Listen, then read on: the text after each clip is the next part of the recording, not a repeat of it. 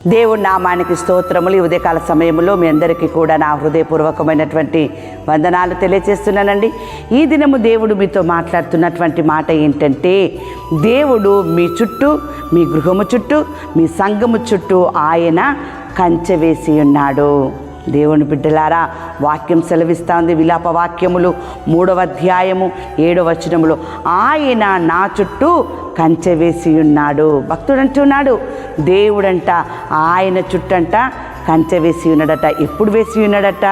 నీవు నాటిన దినమున దాని చుట్టూ కంచె వేసితివి. నిన్ను మందిరములో నాటిన దినము నుండి, నీ తల్లి గర్భములో నిన్ను నాటిన దినము నుండి నీ దేవుడు నీ చుట్టూ కంచె వేసి ఉన్నాడు. దేవుని బిడ్డలారా, వాక్యం సెలవిస్తూ ఉంది. చూడండి, యోబు గ్రంథము 1వ అధ్యాయము 10వ వచనములో దుష్టుడు అంటూ ఉన్నాడు, నీవు అతనికిని అతని ఇంటి వారికిని అతనికి కలిగిన సమస్తమునకును చుట్టూ కంచె వేసితివి కదా. భక్తుడు అంటున్నాడు, నా చుట్టూ కంచె వేసి ఉన్నాడట. ఎప్పుడు? నాటిన దినము నుండి ఆయన కంచె వేశాడు. వారికైనా తనకు కలిగినటువంటి యావత్తుకు కూడా ఆయన కంచె వేసి ఉన్నాడు. దేవుని బిడ్డలారా, ఈ యొక్క దినమున దేవుడు నీతో మాట్లాడుతూ ఉన్నాడు. యోబు చుట్టూ ఏ విధంగానైతే కంచె ఉందో, యోబు ఆ యొక్క దుష్టుడి చేత ఎన్ని శ్రమలు పడాలో అన్ని శ్రమలు అనుభవించినప్పటికీ కూడా దేవుని కంచె ఆయనకి తోడుగా ఉంది. కంచె అంటే ఏంటిదండి? ప్రార్థన. నీవు దేవునితో చేసే ప్రార్థనే నీ ఇంటికి కంచెగా మారుతుంది. దేవుని బిడ్డలారా, నీవు దేవునితో మాట్లాడే విధానమే నీ కుటుంబానికి, నీకు కలిగినంతటికి కంచెగా మారుతూ ఉంది. ఒకవేళ కంచె తీసివేయబడినప్పటికీ కూడా దేవుని యందు నీవు భయము భక్తి కలిగి ఉండి, దేవుని సన్నిధానములో లేక దేవుని సహవాసములో దేవునితో మాట్లాడుతున్నటువంటి విధానమును బట్టి నిన్ను ఎవరు కూడా ఏమీ చేయలేరు.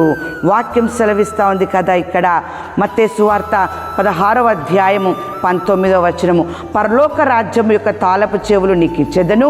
నీవు భూలోకమందు దేన్ని బంధించుతువో అది పరలోకమందును బంధింపబడును, భూలోకమందు దేనిని విప్పుదువో పరలోకమందును కూడా విప్పబడునని అతనితో చెప్పెను. అంత గొప్పగా దేవుడు నీకు పట్ల ప్రణాళిక కలిగి ఉన్నాడు. అంతగా దేవుడు నీ కుటుంబం పట్ల, మీ సంఘము పట్ల ఆయన ప్రణాళిక కలిగి ఉండి కంచె వేసి ఉన్నాడు. దేవుని బిడ్డలారా, అట్టి అధికారం నీకు మాత్రమే ఉంది. నువ్వు తీసేస్తావా? తీయబడుతుంది. నువ్వు దాన్ని మూసివేస్తావా? మూయబడుతుంది. దేవుని బిడ్డలారా, ఆ రీతిగా దేవుడు నీకు గొప్ప అధికారమును ఇచ్చి ఉన్నాడు. ఆ రీతిగా దేవుడు నీకు ఇచ్చిన అధికారమునకు కంచె వేసి ఉన్నాడు. నీకు కలిగినటువంటి దానికి ఆయన కంచె వేసి ఉన్నాడు. వాక్యం సెలవిస్తోంది కదా.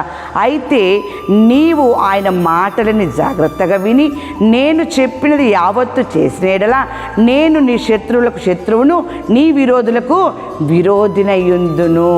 ఎంత అద్భుతమండి!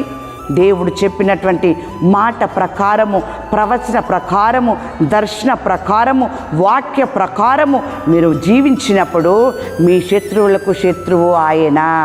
మీ శత్రువు యొక్క తలుపును మీరు మూసివేస్తారా? పరలోకమందు ఆయన మూసివేస్తూ ఉన్నాడు. మీ శత్రువును మీరు నాశనం చేస్తూ ఉన్నారా? ఆయన పరలోక రాజ్యంలో నాశనం చేస్తున్నాడు. మీ దీవెనకరమైనటువంటి ఆ యొక్క తలుపును మీరు తెరుస్తూ ఉన్నారా?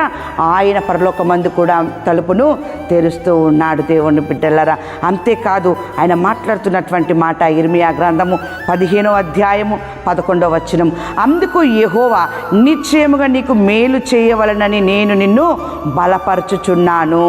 కీడు కాలమున, ఆపత్కాలమున నీ శత్రువులు నిశ్చయముగా నీకు మొరలిడినట్లు చేయుదునని సెలవిచ్చెను. శత్రువులు నీకు అపాయము తలపెట్టాలని ఎన్ని ప్రయోగాలు పండినప్పటికీ దేవుని కంచె, దేవుని తాళము నీ దగ్గర ఉంది కాబట్టి శత్రువులు తిరిగి మరల నీ కాళ్ళ యుద్ధకి వస్తారు. దేవుని బిడ్డలారా, వారు మొరపెట్టుకుంటారు, మేము అన్యాయం చేశాము, మేము మోసం చేశాము అని చెప్పేసి అని వారి తప్పును వారు తెలుసుకొని మీ కాళ్ళ యుద్ధకు వారు వచ్చేలాగున్న దేవుని కార్యము జరగబోతూ ఉంది. ఈ ఉదయకాల సమయంలో దేవుడు మీతో మాట్లాడుతున్నటువంటి మాట యోహాను సువార్త 16వ అధ్యాయము 20వ వచనము, మీ దుఃఖము సంతోషమగునని మీతో నిశ్చయముగా చెప్పుచున్నాను. ఎంత చక్కని మాట అండి. మీ దుఃఖ దినములన్నీ కూడా సంతోషంగా మార్చబోతున్నాడు దేవుడు. మీ బ్రతుకు దినములన్నింటిని కూడా ఏ మనుషుడు కూడా నీ ఎదుట నిలవలేక ఉంటాడు. ఆ రీతిగా దేవుడు నిన్ను, నీ కుటుంబాన్ని, మీ సంఘానికి కంచె వేసి అభివృద్ధిని, విస్తరణని ఆయన మీకు అనుగ్రహించునుగాక. ఆమేన్.